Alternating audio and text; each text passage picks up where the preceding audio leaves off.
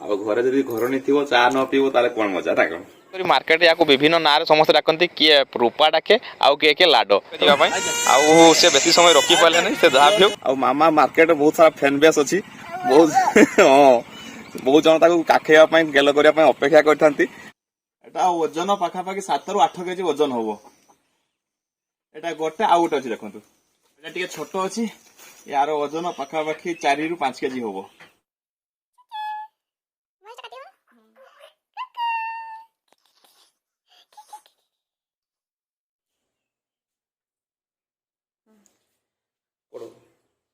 आउ आज आपण समस्त मो तरफ आउ थरे गुड मॉर्निंग।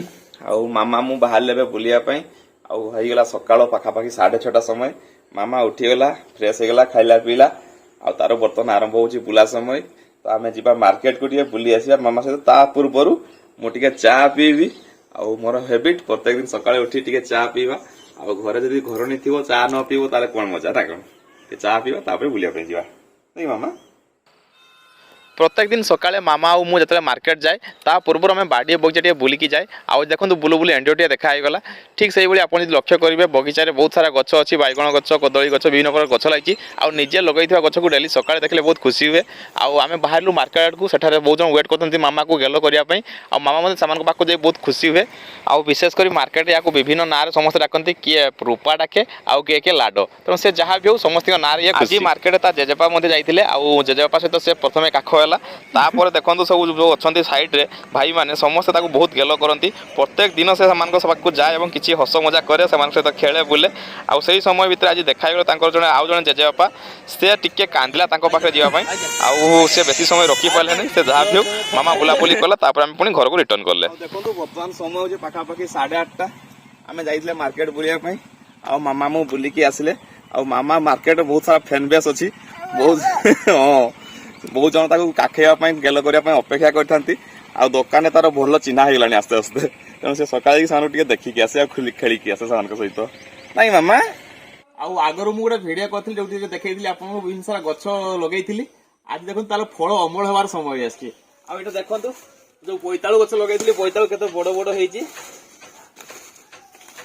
ଆଉ ଆଜି ଆମେ ବୋଇତାଳୁ ତୋଳିବା এই দেখন্তু কেতে বড় হইছি দেখন্তু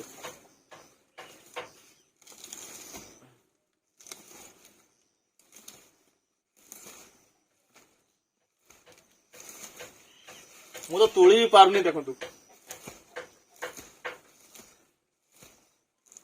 ଓ ଫାଇନାଲି ଦେଖନ୍ତୁ এটা ওজন পাখাপাখি 7 ରୁ 8 কেজি ওজন হবো এটা গোটে ଆଉ ଗୋଟେ ଅଛି ଦେଖନ୍ତୁ এইটা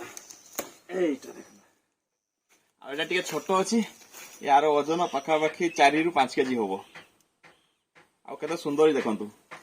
ଆମେ ବଜାରରେ କିଣି ଖାଉଛୁ ସତ କିନ୍ତୁ ଘରେ ଲଗେଇକି ବିନା ସାରରେ ଖାଇବା ତାର ମଜା ଅଲଗା ତେଣୁ ମୁଁ ସବୁବେଳେ କୁହେ ଆପଣ ଗୋଟେ କିଚେନ ଗାର୍ଡେନ କରନ୍ତୁ ଆଉ ଯୋଉଥିରେ ଏଇ ଭଳିଆ ପନିପରିବା ଲଗାନ୍ତୁ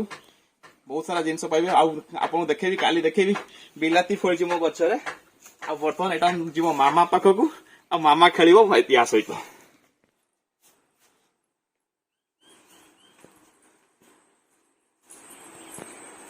बोईतालु देखी मामा मध्य पूरा खुशी हो गला प्रथम टिके टिके डरला तापर पाखक आसला और पाखक आसी से बोईतालु सहित खेल आरंभ कला से जहाँ भी बोईतालु देखी मामा बहुत खुशी था मु मध्य बहुत खुशी थी मामा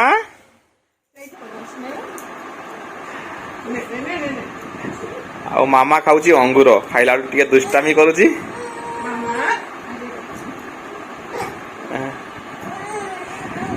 आउ से अंगूर खाऊ खाऊ मु बाहरी गली ऑफिस पई वर्तमान समय पाखापाखि 10टा आवाक जाउची